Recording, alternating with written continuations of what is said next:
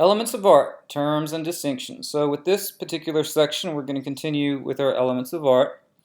And here we are basically using some terms and distinctions that if you want to speak about art, these are a lot of the terms that will be used. Okay, so let's give a little overview as far as what we're going to look at. The first two things here are two basic types of art. We have representational art and we have abstract art. Representational art is art that depicts the appearance of the natural world. Okay, and so that's going to be things we recognize from our everyday world, certain objects and things that we would be familiar with. Abstract art, on the other hand, is art that is primarily concerned with the aspects of its own design. Okay, and so we'll look at some visual examples of this here in a little while. The next thing is form and content. Form is the physical aspect of what we perceive, the physical reality of the work, whereas content is the mental aspect of what we perceive. It is the meaning of the work. And then the last thing we're going to touch on here is symbolism, which is the use of symbols to express ideas or qualities. Alright, so these are our two basic divisions in art here. On the left we see representational art, on the right we see abstract art, otherwise referred to as non-representational art. You might also hear the term non-objective. They all mean the same thing. I think abstract is used most often, so that's the one that we are going to be using. Okay, so if we look at representational art, we can see art like this is basically, in this case, the canvas is kind of serving as a window into a different world. But, you know, a world that we would recognize as similar to our own material world. On the right, we see abstract art, whereas if we looked outside of our window, we would not see something like this. This is art that is concerned about the aspects of its own design, art that's concerned about how it's designed, how color is interacting with color and line and those types of things that we have gone over. Okay, and so these are our basic divisions of art. Some will be more representational, some will be more abstract, but you can really use these two to describe any type of art. So let's look a little bit further into representational art. With representational art, whenever we use the subject, I should say whenever the subject is of the human form, that is referred to as figurative art. The body is referred to as the figure in art. So this is where we have our term figurative art. So both of these examples up here are examples of figurative art. And if we look on the bottom there, the bottom right, that picture, which is figurative, is also an example of this other type of art. And that is art that is referred to as trompe-l'oeil. Trompe-l'oeil is a French phrase that basically means to fool or to deceive the eye. And so trompe-l'oeil is art meant to deceive the eye by making two-dimensional work appear three-dimensional. Okay, so you can see in this particular example here, we have this boy who looks like he's emerging from the background and emerging from this picture frame. Okay, so it's just a painting, it's just two-dimensional, but because the artist is really pushing that three-dimensional form with detail and that overlap with the fingers and the toes and everything, it's really giving us an impression of the third dimension there, even though it's very two-dimensional. And so that's a good example of what trompe-l'oeil is really all about. Okay, so our other category here of art, or other type of art, is abstract art. Now, originally, abstract, if you take the translation, the literal translation, it means to take from. And a lot of the beginning abstract artists were really concerned with the essence or the idea of something. And a lot of them did have references from the everyday world, but they would eventually get so far kind of from that idea that it was hard to see that original remnant of representation. And so this is an example of that. If we see on the top left, we see the artist is doing a traditional little sketch of this livestock animal, and on the right he is breaking it down into its more geometric elements. And that's what a lot of abstract art to begin with was, kind of like these stylized forms. We move from that top right geometric rendering towards the bottom left, where he's basically converting that into a painting sketch. And you can see it's pretty similar to the drawing. It's just reducing it into colorful shapes. And then the last one, the last kind of a movement from the bottom left to the right, he's taking that form that he's got on the bottom left, and he's basically doing a version of just rectangular shapes and a few colors with that to further reduce the image into basic components that he had there on the left. Okay, and so while I mentioned earlier that a lot of abstract artists were really concerned about getting kind of the basic essence of something, or simplicity is another way to think of it, or stylization, if we just looked at the bottom right image, I don't think any of us would automatically say, oh yeah, well that is a cow or that's a bull. It just doesn't resemble that. And so this is why abstract art has really kind of become synonymous with non-objective or non-representational art, even though that maybe in its beginning it does have some form of representation. Okay, so if we look at abstract art here, we see some examples on the left, on the upper right, and the bottom right. There's some examples of some abstract art. Now, with abstract art, we might not be able to discuss it in terms of objects that we would be able to perceive, and so that's where our art elements are really going to come in handy. That we can take something pretty visually complex, for instance that painting on the left, and we can describe it in very simple artistic terms, that it's using the building blocks of color and shape. Okay, and you have overlap and things like that going on, but at its basis we have color and we have shape being utilized. Now there's a lot of colors, there's a lot of shapes, there's a lot of repetition, there's a lot of those things, but again, at its most basic we have shape and color. On the top right we simply have line that is making that drawing. Okay, and on the bottom right we see again we have shapes, we have colors, which a lot of abstract art can be reduced to. The further we go as far as the different art elements, for instance color, we can speak about different colors, and that's something we can use. But also, if we look deeper into the things that we looked at, like hue, value, and intensity, that's another way we could describe maybe the difference between the painting on the bottom right and the painting on the left, that the color is more intense in the painting in the left, and on the bottom right that color is really knocked down. We have a good value range as far as light and dark, but as far as our intensity, they're grayed down or dulled down as opposed to the picture on the left. And so those are the types of things you can use to really describe almost any piece. Okay, this next section is form and content. Okay, this is a pretty important section. With any type of art criticism, people are generally going to be talking about form and content more than anything else usually. Form is the visual aspect of a work. Okay, it's what we can perceive.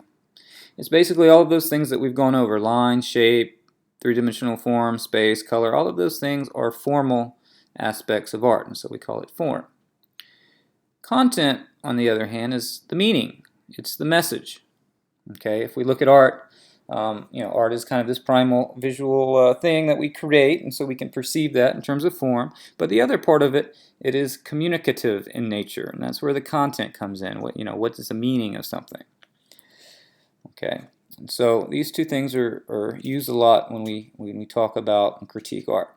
So let's look at these two examples. They're both called The Kiss. We have The Kiss by Konstantin Brancusi on the right, which is a little bit more on the abstract side, obviously, than the one on the left, which is done by the famous sculptor Rodin. And so both of them being called The Kiss actually show two things that are very, very similar. We have one subject here that is male, the other one is female. You can see that they're both interlocked in a kiss and they're both embracing each other. Okay, but because one is done in this representational manner, it's going to have a different content, a different effect on its meaning that we perceive than the thing that is abstractly done. Okay, so if we look at the one on the left, we probably get this feeling of love, of romance, and because it's so physically kind of in tune with the material world here, we get this feeling of sensuality or eroticism that comes along with that. We don't get probably the feeling of sensuality or eroticism with the sculpture on the right. That it's really much more concerned about the idea of love. In this case, the feeling of being interlocked with your other half and creating this cohesive whole where it's kind of one individual instead of two. You feel the intense closeness with that one as well. This feeling of this bond that's going to kind of be this kind of eternal, everlasting type of bond. That is also a feeling that comes along with love as well. And so you can see here how the form, being a little bit different, will express the content a little bit different. Okay, another example of that is this painting by Georgia O'Keeffe. She's known for doing a lot of things, and one of the things she's pretty well known for is a series of flower paintings. And she said that to her, a flower was something quite epic, something monumental, something big to her. And it probably ran contrary to most people's idea of a flower as something kind of small and delicate. And so her whole idea with this series is to make people see the flower in the way that she saw the flower. And so she said she couldn't paint the flower in the normal way because people would just see it the way that they normally see it. And so instead what she would do is she would zoom in really close to the flower. A lot of times she would take the color and intensify it a little bit. And obviously here the scale is a lot larger than we would normally see a flower. So we are confronted with viewing it in a different way, in the way that she says she sees a flower. Okay, so you can see how form and content are going to be interwoven here. That the content is going to be expressed by the form, and the form is going to express the content. Okay, and our last concept here is symbolism. And I'm using this example here to kind of show that all art is symbolic in nature to a certain extent.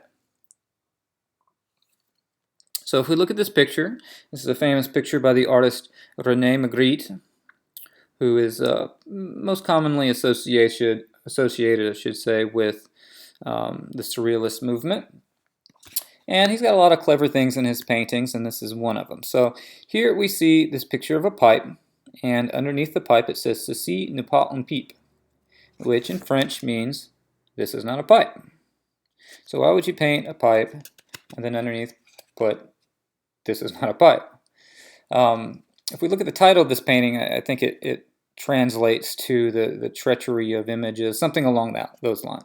And so what he's trying to say here is that with images, with art here, even if you're making something very representational, you're not actually creating the thing itself. He's not creating a pipe here. He's just creating an image, a symbol of the pipe. Okay, so that's what he's saying here. This isn't a pipe. This is essentially a picture of a pipe. Okay, and so it's that concept that even from a very basic level shows that art is pretty symbolic in nature.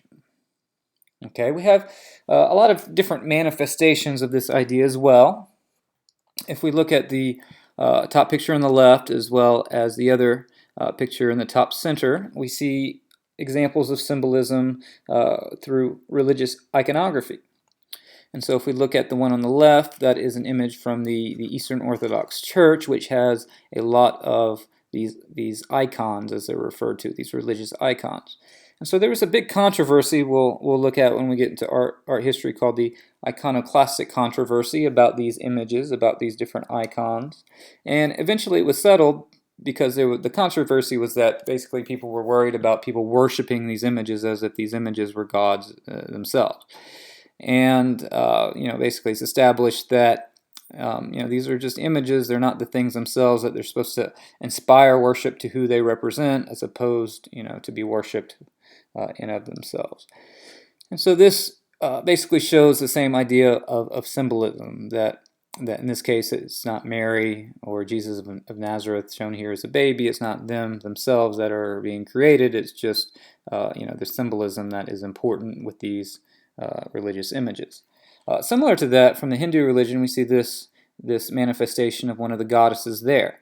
And if you notice, we have all of these different arms, and so this is a way of using symbolism. In this case, all of these different arms represents the omnipotence of God being in everything and in everywhere. And so that's one way, kind of non-literally, we can maybe get or arrive at a particular idea like we see there. Okay. If we look all the way on the right, we see a picture of Jonathan Singleton Copley. I'm sorry, that's painted by Jonathan Singleton Copley. It's actually a picture of Paul Revere. And so this is a portrait of one of our American revolutionaries, and it's a pretty straightforward painting. But if you're doing a portrait, you want to tell a little bit about somebody, and so we see in a lot of cases of portraiture, the portrait people that are sitting will a lot of times have some type of object around them that represents something about themselves. And so here it's a pretty direct symbolism, but it's an example of how the artist is showing, in this case, what his occupation was. You can see in his left hand he is holding this tea kettle, and if you see on the desk there, we see some engraving utensils. And so it basically shows that his occupation was a silversmith. So it tells us, again, a little bit about him. And indeed, on the bottom right, if we look at the still life, it could be something as simple as this, that in the Dutch still life tradition where this painting comes from, there were a lot of things that represented things other than just themselves. For instance, flowers. Depending on the type of flower that you have, it could represent a different ideal, or maybe a different subject. And so sometimes even something like a peach or a walnut, or like I said, a different type of flower will have these certain meanings that would have been understood at the time. That now we would have to go and do research as far as what they mean, but they are symbolic in their nature and in their content here.